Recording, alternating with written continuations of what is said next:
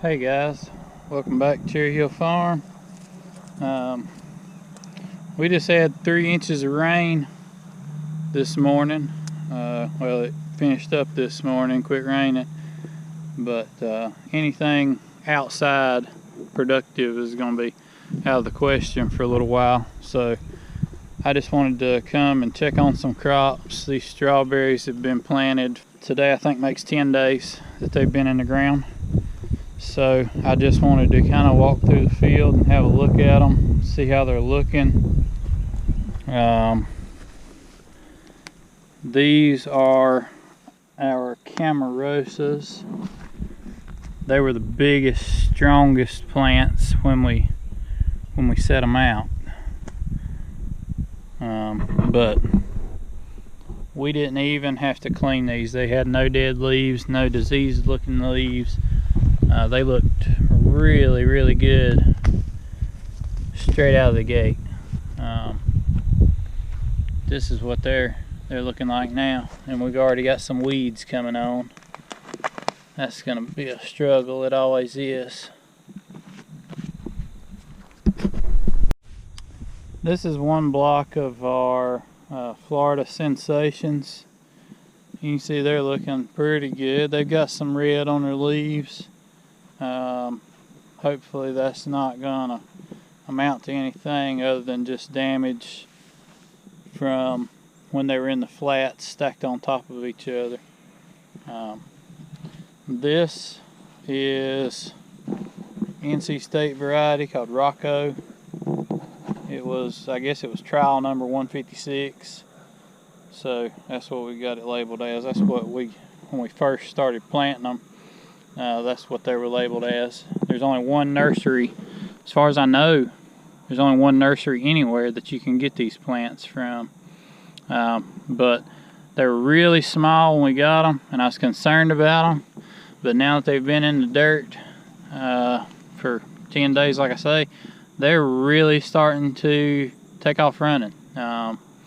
They were pretty tiny when we put them in, and you can see it looks like they're really starting to put on some roots and take off, because they were just basically little tips when we planted them. They didn't hardly have any root systems to them.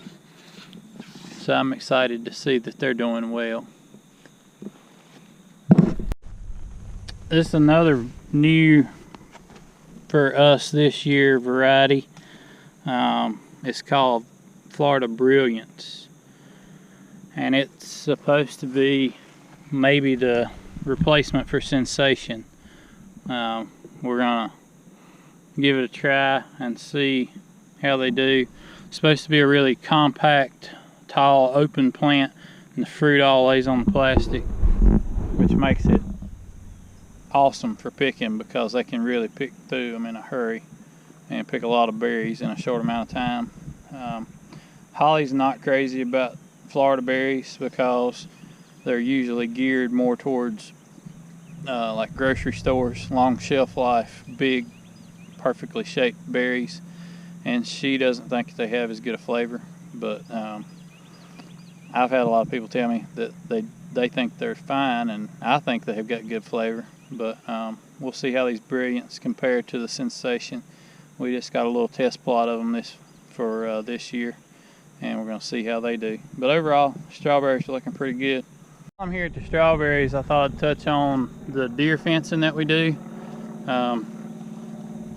Deer are, like all prey animals, their eyes are on the side of their head, so they have very poor depth perception.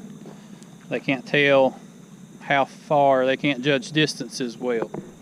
So to keep deer out of your garden, or wherever you want to keep deer out of, if you will build your fence out of something they can see good, like this 1-inch wide poly wire, and build 2 fences and put some distance in between them, just like this, when the deer run up to it, they can see this fairly well, even in dusky dark when they're moving a lot, because it's bright white.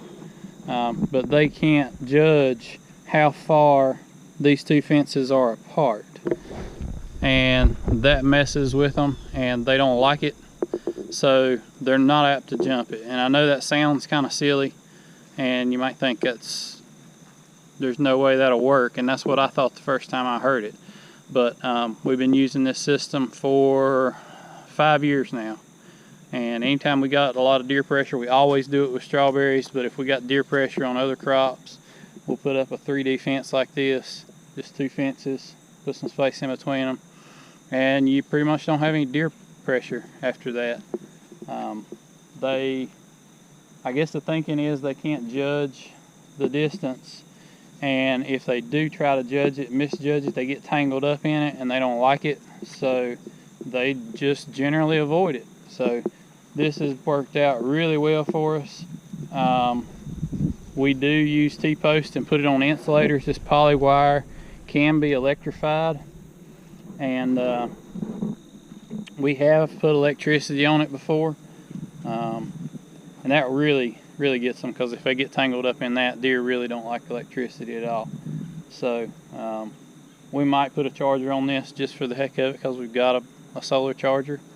But this is how we keep a deer out of strawberries or any other sensitive crop.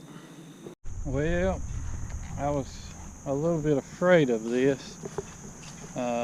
We got 3 inches of rain over the weekend, and this broccoli is in a river bottom. This is not what you want to see when you're walking towards your field.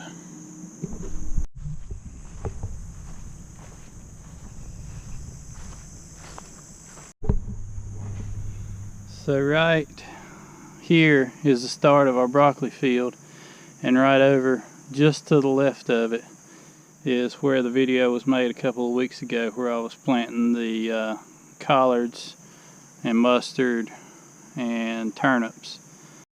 This is pretty heartbreaking. I really wasn't expecting this at all.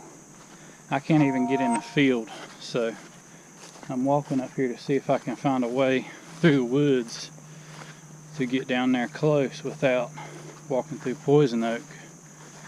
But I really wasn't expecting this at all. I knew the river was up, but I had no idea it had gotten this far out of the banks.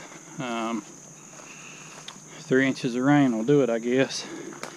But this was planted on the high side of the river bottom, and this side of the river is higher than the other side. So the river will get out on the other side and never even get out of the banks over here. Here we are.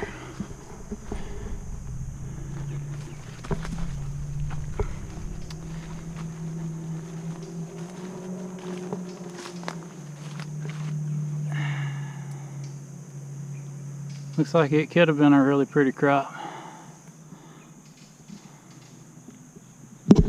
So yeah, that's the status report on the broccoli.